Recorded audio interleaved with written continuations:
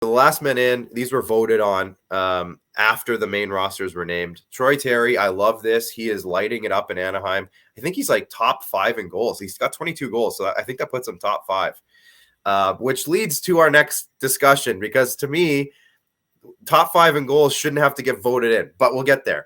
Nazem Kadri, top 5, I'm pretty sure, in points still. Same thing. Jake Gensel's having an unbelievable year in Pittsburgh, and he's kind of carried the load as Crosby and Malkin were out for a lot of the season. And Steven Stamkos is having I don't want to say a renaissance year, because he's never really been bad, but he's having a huge numbers year in Tampa.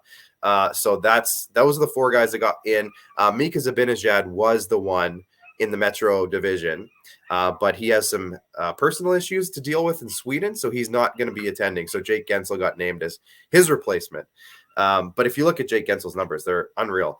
But that kind of leads us to our next point, Max, is why are these guys needing to get voted in? These guys should have been locks. And it's turned into a thing, and I'll let you go off while I can find the rosters here on Twitter. But it leads us to the conversation of, is it an all-star game or is it a participation game?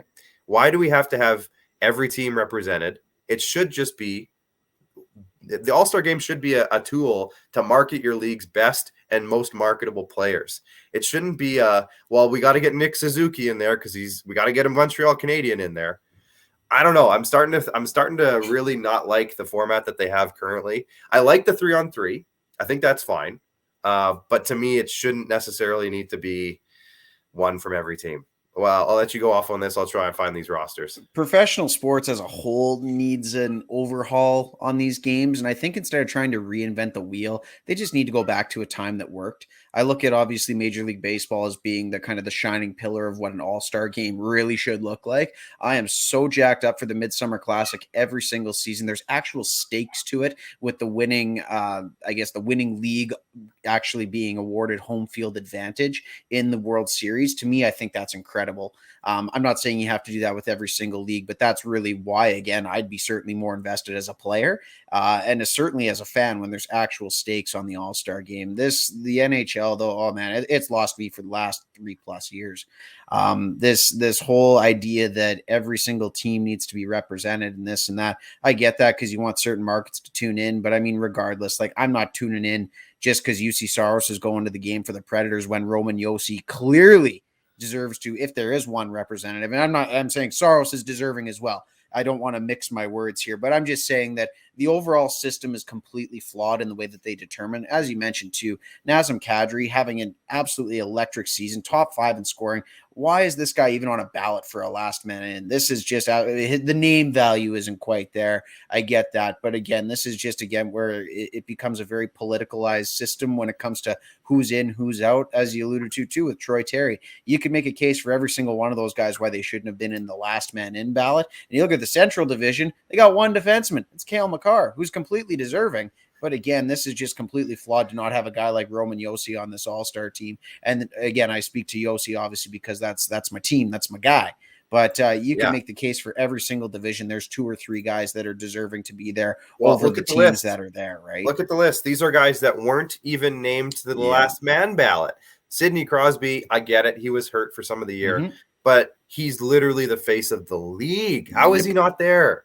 Artemi Panarin, probably this might be, I don't know if this is the right thing to say, but probably the best Russian in the NHL, Artemi Panarin, or at least close to it. I know Ovi's having a renaissance here. Yeah. It's just, Ovechkin, sure. Yeah. Okay. Never mind. But try, though. Panarin's right up there. Absolutely. He's top 3 or 4. Zero question. Shesterkin having a huge year for the Rangers. Brad Marchand literally just got named player of the week this past week. He had 10 points in 3 games or something.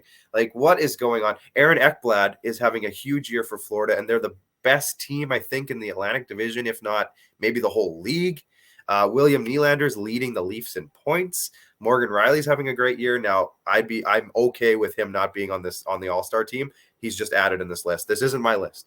Matt Duchene having a huge year for the Preds. Roman Josi too, but don't forget Duchene, who's having a huge year for the Predators. Tarasenko's having a great year.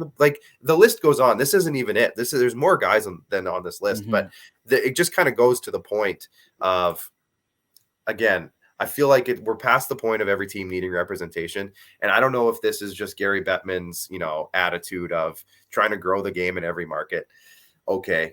But when some of the biggest names aren't being represented at the weekend that is meant to showcase your biggest names, the credibility shot from it, as far as I'm concerned. Yeah. I mean, again, not to slight the guys that are going, because there are certainly a lot of players that are deserving of their All-Star nods this year. Like I said, UC Saros is having an incredible season. Again, countless examples around the league. The guys that were named to the team, they're very good players. But when this becomes the NHL All-Team game and not the NHL All-Star game, I'm not too sure where that quote came from. I know I saw it on a Twitter timeline somewhere, but it encapsulates it perfectly. At the end of the day, it's a friggin' joke, man. Like this. Yeah.